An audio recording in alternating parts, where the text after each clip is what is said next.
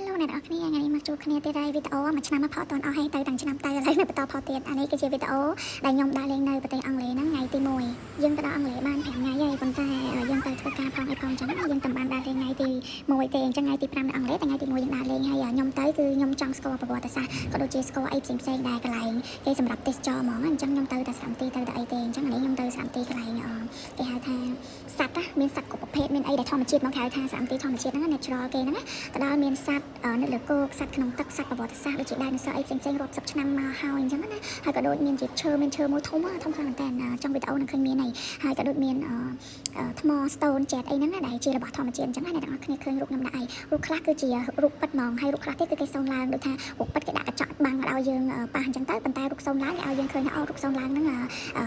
ងអាចប៉ះបានអីបានតែក៏មានរូបខ្លះរូបពិតគេឲ្យប៉ះដែរនៅក្នុងហ្នឹងអញ្ចឹងណាតតែរបស់ខ្លះដែលយើងប៉ះបានមិនគេបិទកញ្ចក់ដូចខ្ញុំថតអញ្ចឹងហើយនេះរូបផាជាឆ្អឹងដាយណូស័រធំខ្លាំងនៅកណ្ដាលហើយរូបខ្លះទៀតដូចរូបខ្លះខ្មុំអញ្ចឹងគឺរូបដែលគេយកស្បែកខ្លះខ្មុំយកខ្លះខ្មុំដែលងាប់ហើយយកមកតាំងហ្មងគេមិនសូនឡើងណាមានន័យថាយកសត្វដែលងាប់ហើយហ្នឹងយើងយកវាមកដាក់ហ្មងអញ្ចឹងណាយកវាមកដាក់តាំងឲ្យឃើញថាអូមែនតែនគឺបែបហ្នឹងខ្លះគឺជ័រចឹងតែខ្លះមែនតែនខ្លះនេះគឺមែនតែនចឹងទៅអ្នកឈើដែលខ្ញុំយកឈើហ្នឹងធំមែនតែន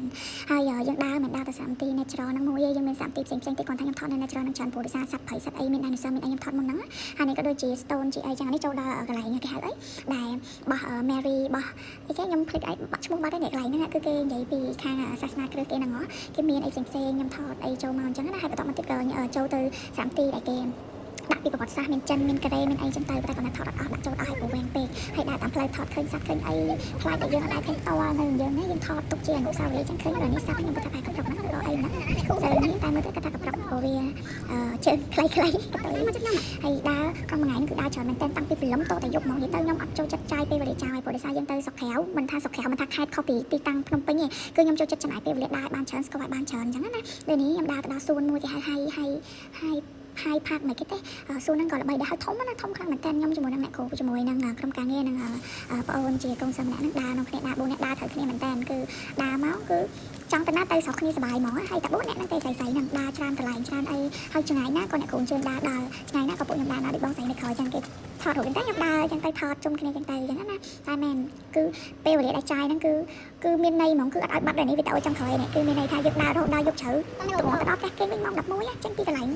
សម្រាប់ទឹកឡើង8 9គឺចេញផុតហើយមក10 11បានទៅដល់កន្លែងគេវិញគឺដើរអត់ខ្ចោលអញ្ចឹងមានតែប៉ុណ្្នឹងថ្ងៃទី1ដើរប៉ុណ្្នឹងអញ្ចឹងស្អែកឡើងចាំប្រាប់ថាមានអីផ្សេងទៀតអញ្ចឹងណាអញ្ចឹងវីដេអូមានតែប៉ុណ្្នឹងសិនព្រោះយើងកំពុងតផ្លូវទៅទេហើយអញ្ចឹងវីដេអូខ្ញុំថ្ងៃនេះមានតែប៉ុណ្្នឹងទេហើយខ្ញុំមិនដឹងថាថ្ងៃណាចេញវីដេអូទៀតតែកុំភ្លេចតាមដានទាំងអស់គ្នាហើយ